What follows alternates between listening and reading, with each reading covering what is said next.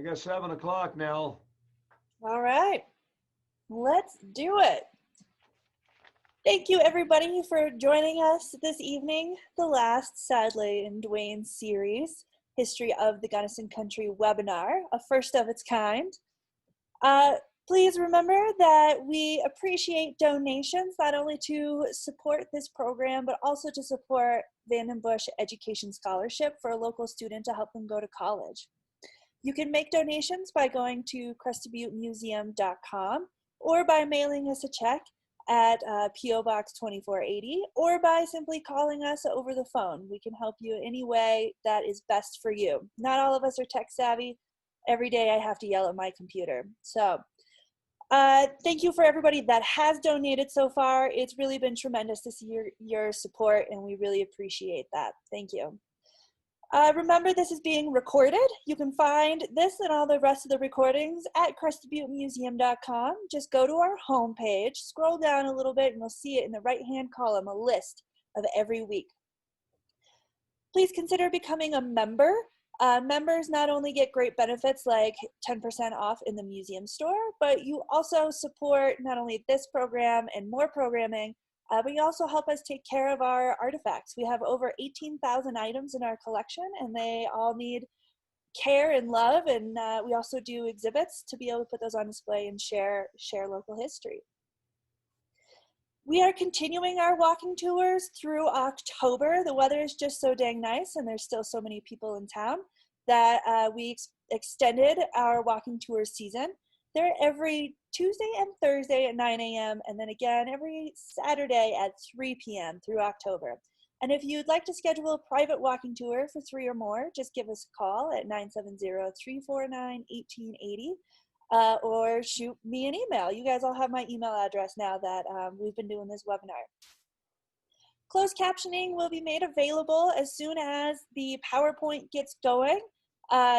I've seen some really funky stuff. It doesn't get it exactly right, but it's been very helpful and pretty funny when it gets it wrong too. Also next week, to fill the void that will be left in your hearts after this series is done, we begin the History at Home series. We kick it off with Marketa Zubkova. She will be talking about the Cora community, which is an indigenous group to Mexico, and about their migration and their integration into the Gunnison Valley life. She is an immigration lawyer, and I'm really looking forward to learning so much about that community and about more of our local history and a perspective that many of us may not have heard before. After her, we have Dr. Heather Thiessen-Riley of Western Colorado University giving a lecture on Dia de los Muertos, Life and Death in Celebration. So that'll be the week after Marketa, and we have many more set up, like Tuck, one of our favorites. He's going to be talking about fur trapping in the West. And we've also got 6 minutes of suffrage set up with the League of Women Voters and many, many more to come. So go to crestobuttemuseum.com. You also all received a e-blast, so check your emails today. I emailed all of you since you seem like you all might be interested in continuing this Thursday night programming. All right, with that, Duane, it's off to you. Well, thank you very much, Nell. As Nell said, this is the last of the 16 webinars, and I've kind of waited for Western State to be number 16. Before I get started, I'm going to show everybody a couple of books that are fantastic histories of Western. One came out about 1960. A colleague of mine, Abbott Fay, on the history faculty, wrote a book called Mountain Academia, which covers Western from about 1911 to 1960. And then Charlie Miller and Marty Hatcher and John Cope, also faculty members, did a book. It's called Western, the First 100 Years. And it's very, very good. We've got them in our library. You can probably get to them online also. So those are two books. I want to thank everybody for tuning in on Thursdays. We've had 424 people registered. And with this Zoom stuff, you can go all over the world. So we've got people in Venezuela, Italy, Guam listening in, and that's the one good thing about the Zoom. starting in about a month, we'll let you know with the Crested Butte Museum. I'm going to be doing 10 podcasts for History Colorado as part of my duties as state historian. And they'll be on a variety of topics, and they'll also be available, and we'll keep you in the loop on that. So let's take a look today at Western State College. I like to call it the little engine that could. It began in 1911 as Colorado State Normal School, and that was a 2-year college for the training of teachers. It was the first college on the western slope of Colorado, and I call it the little engine that could because it didn't get a whole lot of support from the Colorado legislature. At 7,003 feet high, it was the highest 4-year school in the nation. 10 faculty and 13 students were there for the first year. North Hall, today the north end of Taylor Hall, was the only building on campus. Students stayed at the Levita Hotel or in private homes. 12 years later, in 1923, the normal school became a 4-year college and became known as Western State College. In 1915, Dr. John C. Johnson, one of the original faculty and a biology prof, used rocks to build an N on Smelter Hill, just above the college. Later, Gunnison High School students replaced it with a G, and it's still there today. In May of 1923, Dr. Johnson and Western State students constructed the W on Tenderfoot Mountain, just south of campus.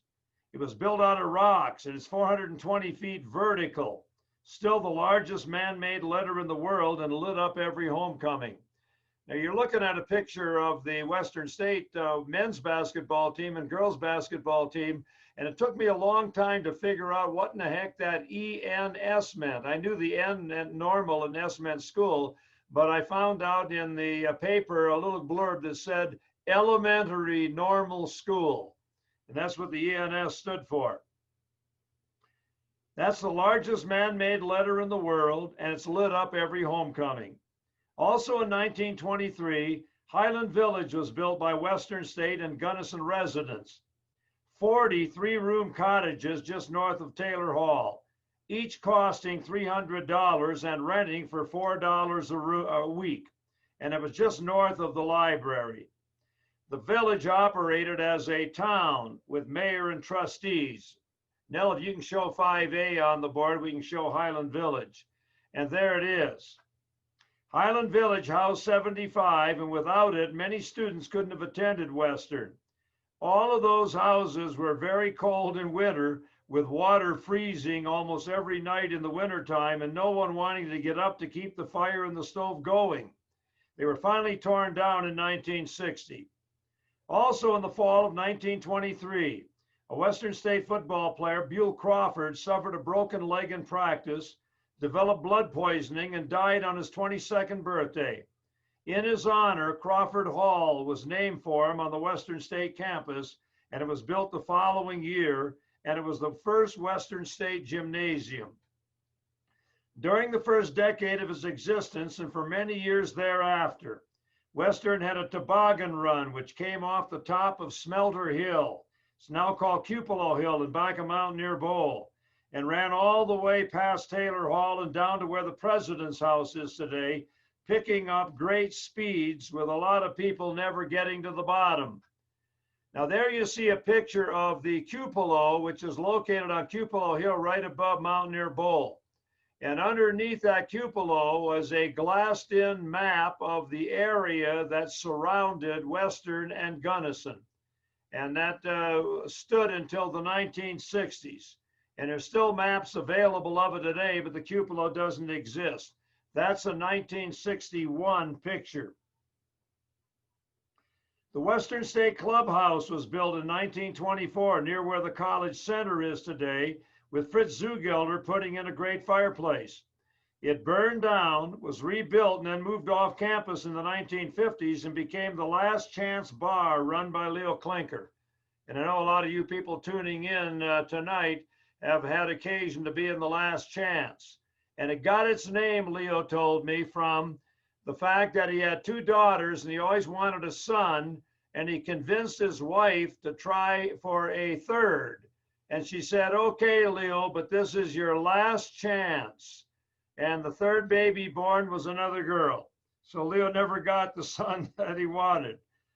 Colorado Hall became the site of a Western State cafeteria by the late 1920s, with 500 meals served there daily at 27 cents a meal. Taylor Hall, named for our representative Ed Taylor, was now expanded. North Hall was the original building, built in 1910. Then in 1919, Gunnison built South Hall as the high school. And finally, in 1930, the area in between, which had simply been a tar paper roof covering a basement, which joined South and North Halls, became Central Hall. And that's completed Taylor Hall, and that's what we have today. The Western State Hiking and Outing Club began in the 1920s, and it was started by industrial arts profs Clarence Rocky Rockwell and Abe Capron, and they traveled everywhere. Mesa Verde, Grand Mesa, Juanita Hot Springs, Mount McIntosh, and Signal Peak. The favorite place to go, however, was Quigley Hill, 20 miles north of Gunnison, and on the Quick Ranch. The club would take a bus and cars to the area, and then hike up the hill in the winter to ski and toboggan. And one of the legendary skiers was a guy named Carl Easterly, 18-year-old Gunnison High School graduate who, even a couple of years before, began building little jumps on top of Quigley Hill and then doing backflips with the primitive ski equipment they had at that time. And that was unknown to anybody probably for a decade. And Carl Easterly became legendary. The Western State Hiking and Outing Club continued on through the 20s and 30s, and the Quick family loved the students, and they would provide hot chocolate and rolls for them. And now I'm going to read a paragraph that came from one of the yearbooks about the Western State mascot, and I'm quoting, "Although the mountaineer is appropriate as the symbol for the nation's highest college, he was not designated as the symbol of the college until the late 1950s. Officially, in 1923, the colors of the college were selected from the mountainous countryside. Crimson was chosen for the color of the Indian paintbrush, which grew in profusion on and near the campus. And the slate color represented the sage on the hill above the college. The fawn was chosen as the college mascot to represent the qualities of alertness, strength, speed, curiosity, grace, and sensitivity. In the late 1950s, the drawing of the rather dignified mountaineer was produced through a student contest and first introduced in college publications. So up until the 1950s, it was the fawn that was a student mascot at the college. One of the most beloved and important presidents in Western State history was Sam Quigley. You're looking at him. He had done yeoman service as head of the YMCA in World War I, also aiding in the Red Cross and the Medical Corps. He was Western State president from 1919 to 27, when he was removed by a Colorado legislature dominated by the Ku Klux Klan, opposed to all Catholics, Jews, blacks, and immigrants. The Klan dominated the United States in the 1920s, and that included Gunnison and Crested Butte. Ben Stapleton, the mayor of Denver, member of the Klan. Crosses burned on Lookout Mountain. Ku Klux Klan marched in Denver, Gunnison, and Crested Butte. And you couldn't be elected a dog catcher without the Klan support or being a member. Pat Grattan, student body president, captain of the football and basketball teams, baseball pitcher, boxer, a Catholic, forced to leave in the 1920s along with John C. Johnson and Sam Quigley. Dr. Johnson then established the Rocky Mountain Biological Laboratory in Gothic, 8 miles north of Crested Butte, which studied mountain biology and brought in, during summers, some of the best scientists in the world. Today, the Rocky Mountain Biological Lab is still there, doing pioneering studies on climate change and high altitude research. Before he left, Sam Quigley turned Western State into a great liberal arts school with an emphasis on teacher education, and it became known as the Harvard of the Rockies. The liberal arts, which came from the Greeks and then emphasized more in the great Italian Renaissance, included history, rhetoric, grammar, logic, music, astronomy, and math. And as Sam Quigley put it, anyone knowing the liberal arts was doomed to a life of success. The W was whitewashed for the first time in 1924, with all lime carried by freshmen up the face of the mountain with melted snow on top used for water. In 1928, a primitive road was built 4.1 miles to the top. Horses and wagons carried the lime and water then. And for over 50 years, Western State had a W Day, when students got the day off, whitewashed the huge letter with buckets of lime. The Depression 1930s were tough years for Western and the nation. Salaries were cut by 23%, but student enrollment increased slightly. Many sought the low tuition rates and the low room and board fees at Western that more exclusive schools did not have. From 1932 to 41, for the first time, more men attended Western than women. During the 30s and into the 40s, Western had a great president, and one who served longer than any president in history, Charles Casey, who was president from 1930 to 46. In 1934, at the peak of the Depression, Western State music professor George Damson began the summer music camp. And there he is in the white shoes in the front with some great professors and also students. Damson served on the faculty for 37 years from 1914 to 51. He had been a member of John Philip Sousa's famous band and had been a member of the Minneapolis Symphony. He now brought in famous band directors and composers to campus. The camp was the largest in the West and brought in high school students from all over the nation. By the time it ended in the early 1960s, it was bringing in over 500 every summer and was well known all over the nation. Two of the great faculty members of the 1930s were Hannah Praxel in physical education and Clarence Hurst in science. Praxel had been an All-American field hockey player in Boston and was a great athlete. Hurst, along with Bill Lindner of Gunnison, founded the Southwest Archaeological Society, which involved 32 states, and both men had a treasure trove of Ute Indian artifacts. The famous smokestack at the Western State Heating Plant was torn down in 1936 in January. 100,000 bricks made up towering 100-foot-high chimney and were used in the central service garage in town. One of the other things that came in the 1930s was the coming of one of the great athletes in Western State history, and that was a man named Pete Peterson.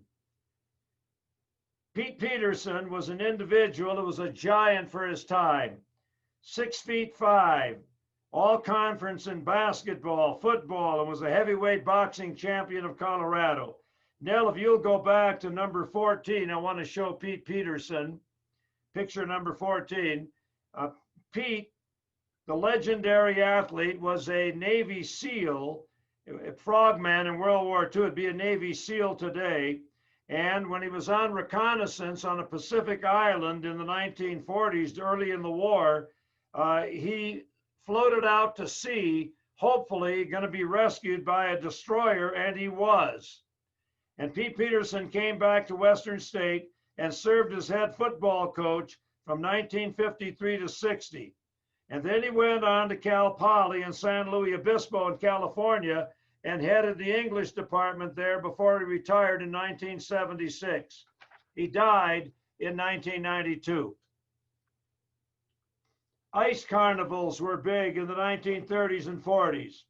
In 1933, over 2,000 watched the carnival put on by the Hiking and Outing Club. It involved speed skating, hockey, figure skating, and obstacle course skating. A roaring bonfire on the north side of the rink, where the president's house is today, kept people warm, with hot dogs and hot chocolate shown to everybody. The 1950s at Western State featured the father of Nordic skiing, And the father of Nordic skiing was a guy named Sven Wick, and more about Sven a little later on. One other interesting event occurred at Western in the 1930s. In October of 39, Western State co-eds played a powder puff football game. The seniors and juniors were called the Lions. The freshmen and sophomores were the Bears. Fox Movie Tone News filmed the game, and it was shown all over the nation. Go back to the previous photo, Nell. The seniors and juniors won the game 13-6, and a newspaper account declared they were all decked out in regulation helmets, shoulder pads, jerseys, and attractive shorts. Cameras clicked fast and furious, and that was about the only fast activity on the field. As I said, the seniors and juniors won 13-6. A few days later, Western got a telegram from Hollywood and was challenged by the Chet Ralph Chevrolet girls football team. Life magazine wired to ask when the next game would be played so they could cover it. However, the women decided they had had enough for 1 year and would devote what extra time they had from their studies to less strenuous sports. One of the great annual events highlighting homecoming from the 1930s into the 1960s was Mountain Dunes. Let's go to 1918, Nell, and there's Mountain Dunes. These were skits put on by students and athletes before huge jam-packed crowds in the gymnasium. This is the Sven Wick's Western State ski team putting on a gymnastics performance at Mountain Dunes. By the 1960s, however, they became too suggestive and risque, and Dean Ole Chosna shut them down. Now, I was there in the audience in 1966 when Dr. John C. Johnson came in to a thunderous ovation. 55 years earlier, he had been on the staff, the initial staff at Western State. And that's the greatest ovation I think I've ever heard in all my years here at Western. Standing ovation. The coming of World War II had a major impact on the college. By 1943, there were only 32 men and 137 women enrolled. Athletics were suspended. Retired faculty members returned to replace those called to military service. In 1948, Mountaineer Bowl was constructed. Coach Tracy Bora told me that it took a lot of dynamite to blow up solid rock that was there. Sometimes rock flew as far as today's College Center. But Mountaineer Bowl became the highest college football field in the nation at 7,750 feet and the most beautiful. And that's just a newspaper article when it opened in 48, and the opening game was with Western and Colorado School of Mines. After 16 years as president, Charles Casey died in 1946, and he was replaced by another great president, Peter P. Mickelson, who had been the head of Trinidad Junior College in Trinidad. Enrollment now began to swell with many returning veterans, and Mickelson began to put up buildings. Beckwith Hall, 1949, New Gym, 1951, Chapito Hall, 1955, Student Union, 1955, Kelly Hall, 1957, Chavano, Teocalli, and Hermosa Apartments in 1957, and then came Escalante Terrace Dorm and Dining Hall in 1961 up on the hill. Mickelson's last year as president was 1960. He then left for the University of Hawaii, having presided over a great building program and enrollment increase. An interesting part of the building program was the purchase in 1947 of 3 surplus Army barracks from Colorado Springs, from Fort Carson. These were set up just south of Taylor Hall and used as labs for biology, physics, and industrial arts. They were used until 1962 when Hearst Hall opened. Joining the Western State faculty in 1949 was Sven Wick. He was from Sweden and was a brilliant gymnast as well as a skier. And he now took over the Western State ski team and developed it into one of the best in the nation. From 1949 to 68, he became the father of Nordic skiing in the United States, served as Olympic coach, and turned out 19 Olympic skiers. He left the next year to open up the Steamboat Springs Touring Center As a person, professor, and coach, he may have been the greatest faculty member Western ever had. The 1950s at Western owned in a near tragic way.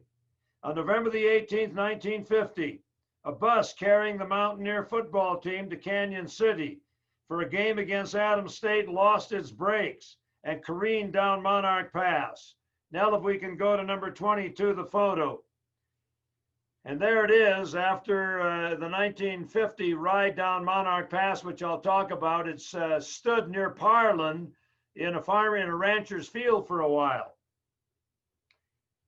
When the bus lost its brakes, the team going to Canyon City for a game against Adams State now was told by the driver, who tried to control it as it got to speeds of 100 miles an hour.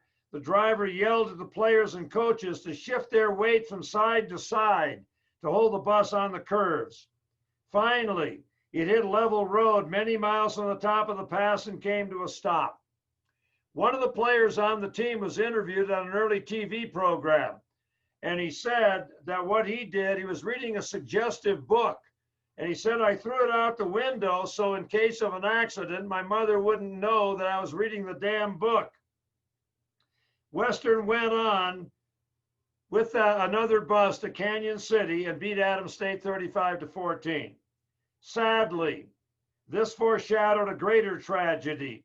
On September 11, 1971, another bus carrying Gunnison Junior High football players lost its brakes and crashed at Garfield, killing 8 players and a coach.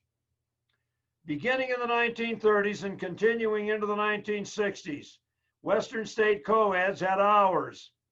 Freshmen were required to be in the dorms by 9 o'clock on weekdays, sophomores at 9:30, juniors at 10, and seniors at 10:30. In 1953, legendary Western State coach and now athletic director Paul Frosty Wright, with help from Sven Wick, got the NCAA to adopt skiing as an intercollegiate sport, and Western was now on its way as a great ski school and hosted the NCAA championships in Crested Butte in 1966. Well into the 1950s, Western State co-eds vied with each other for titles, including Miss Personality, Miss Highway 50, and Miss Attractiveness, along with Homecoming and Winter Carnival Queens. And there are some of them at the bell, the great bell that was rung for a long time after every Western State football victory out in front of the clubhouse in 1959. If the 1950s was the year of the building boom, the 1960s was known for the enrollment boom. In 1956, there were 884 students at Western, and now with veterans returning and the baby boom in full bloom, enrollment increased yearly until it topped out in 1976 with 3,315 students. Escalante Terrace was built in 1961, and because it was built on the site of an ancient Indian burial ground, anything from hangovers to failing grades could be blamed on the curse of Ouray and Chipeta. Athletic success reached a peak in the 1960s with the great ski teams of Sven Wick, 2 NCAA championship wrestling teams in 1963 and 4 under Tracy Bora, and there's the team getting ready to go on the airplane, and the 1954 football team, the greatest in Western State history, OK Dalton coached, which played for the Division II championship in Missouri and lost by 1 point, 14-13 in North Dakota State. Socially, the Outs Party was the place to be in May of the 1960s. Begun by an education professor, Roger Duncan, who got into a fight with the administration, the Outs Party began in 1966, and no administrators were allowed, hence the name the Outs. It was held across from the Lost Canyon Resort the first year, and then at the Fairview School up Ohio Creek. The Black Canyon Gang played music on top of a hay wagon. Steaks and ribs were cooked. Beer flowed freely from many kegs, and songs were sung. By the early 70s, over 500 people were coming, and the Outs Party finally ended, because with so many people drinking and driving, it became too dangerous. In the fall of 1966, 3 coaches and pilot Vince Noyce were killed when their plane crashed in a storm in the hills near Powderhorn. They were returning from New Mexico after a scouting trip, and the men who were killed were Jim Novak, Garth Yorton, and Bob Busia.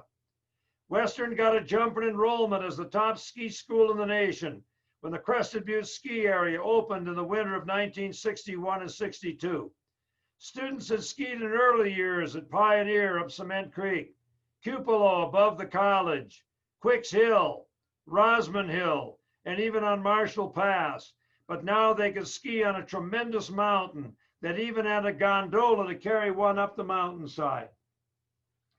Buck Kelly, a Western State student, played the banjo at the beer stoop during the winter of 62 and 63.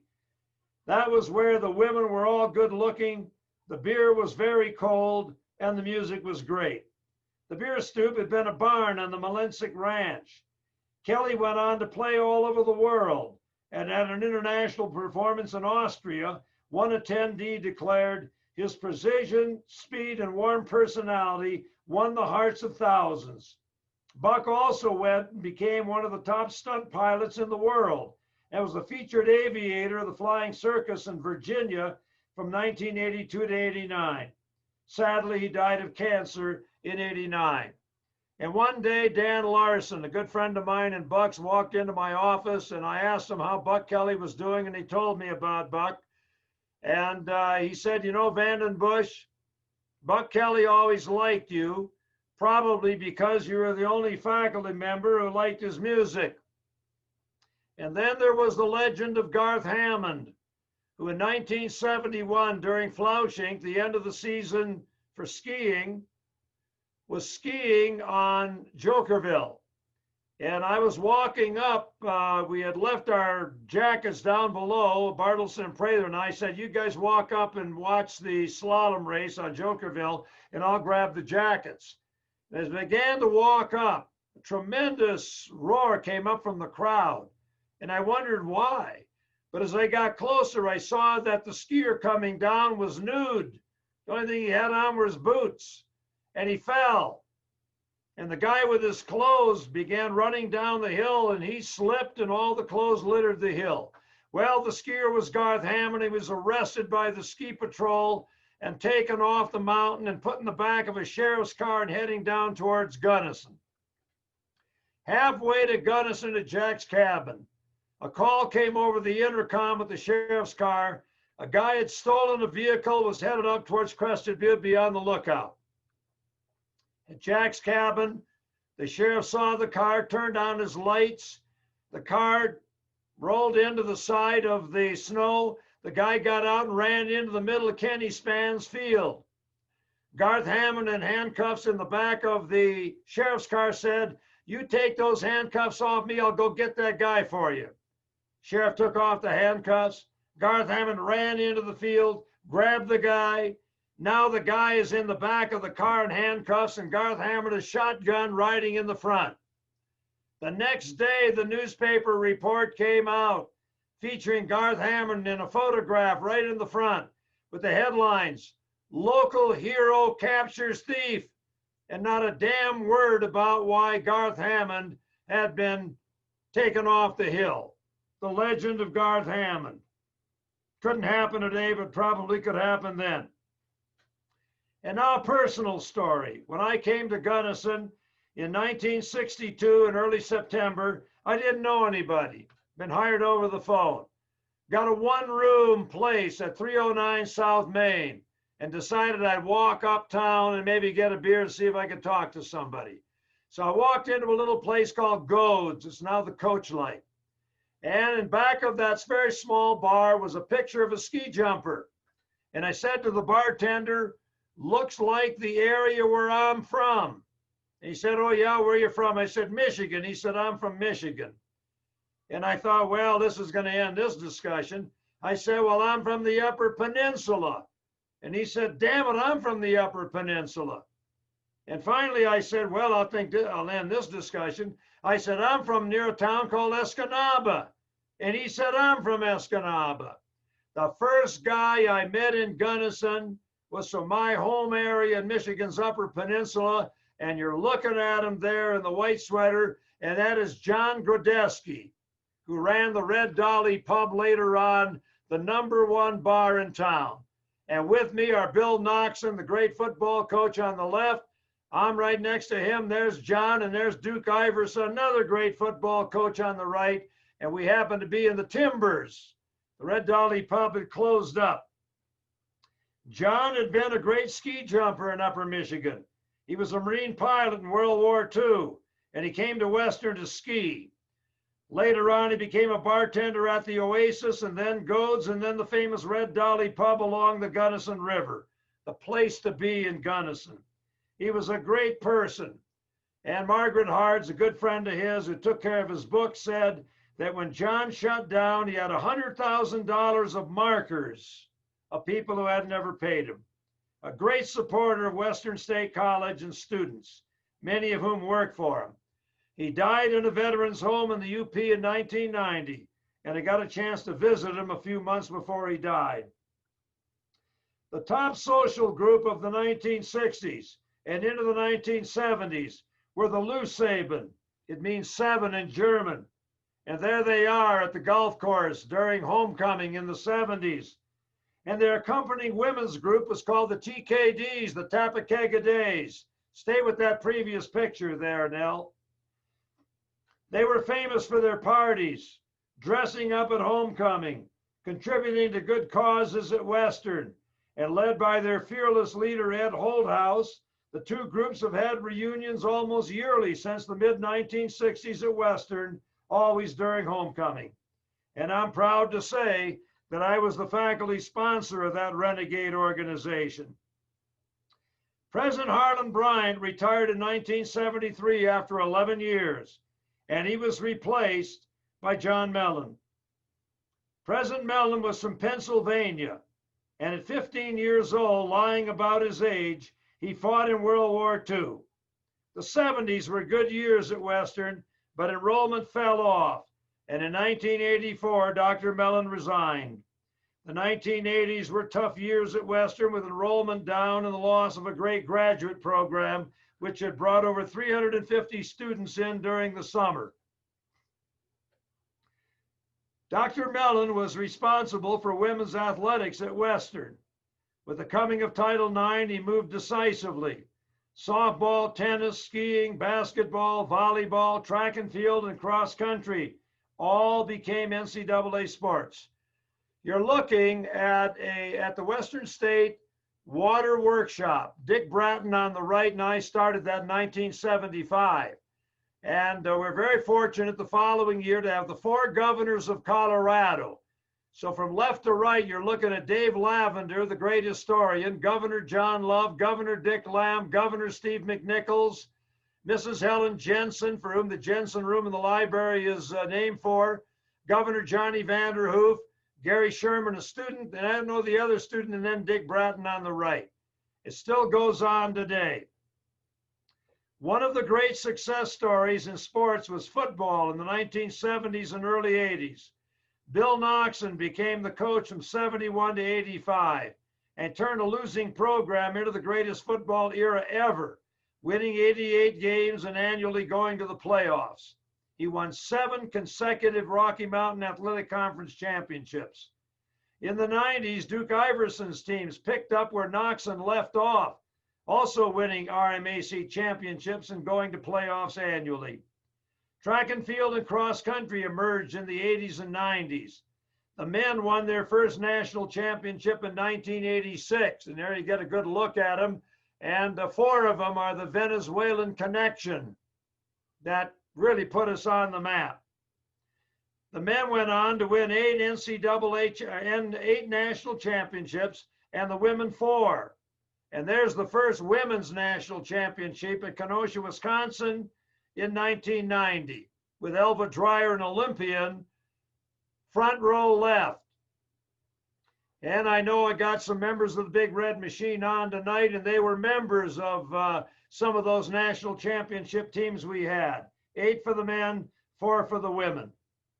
Harry Peterson, Jay Hellman and Greg Salisbury became Western State presidents after 2000, and they embarked on an ambitious building program. A new field house came, a new college center, new dorm, the Borg Business Building, privately funded, a brand new artificial turf and lighted soccer field, and today's Rady Engineering Building, made possible by a gift of $90 million from alum Paul Rady. Dr. Mark Steiger, has found 10 to 11,000 years ago, people existed on top of W Mountain and on top of Signal Peak.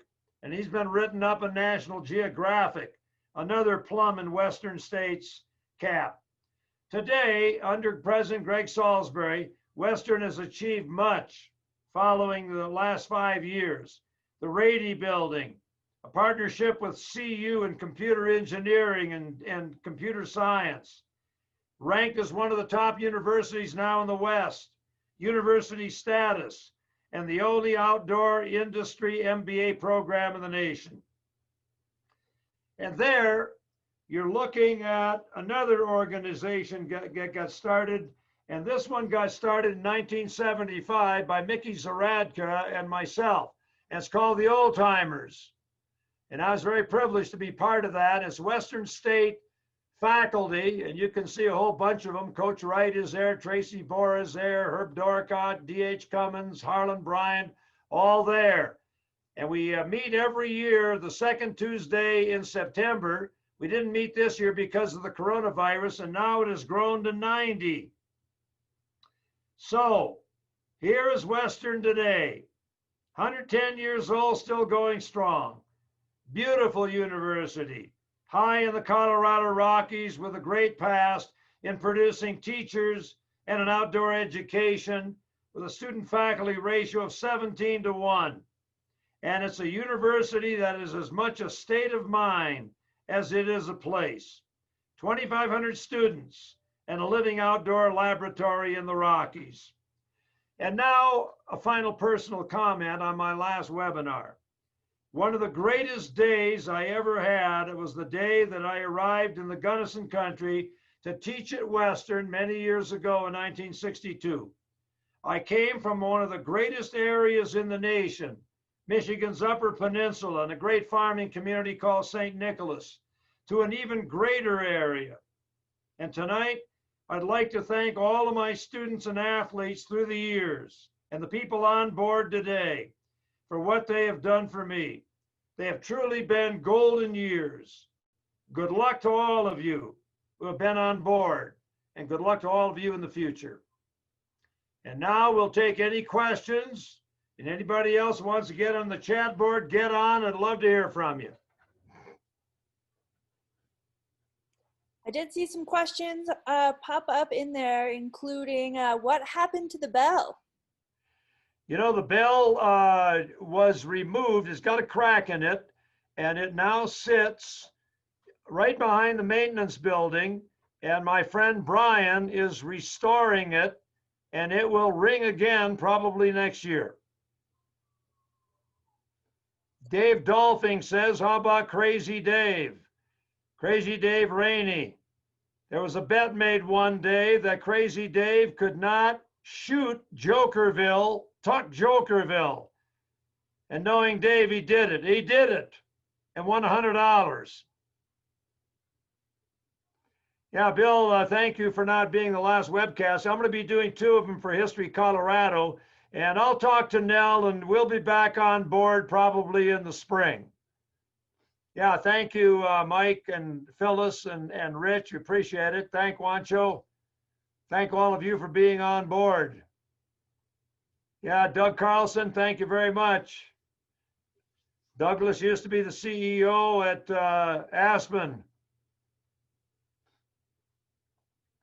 Yeah, thanks to everybody for getting on board. It's been great to have all of you, and great hearing from all of you.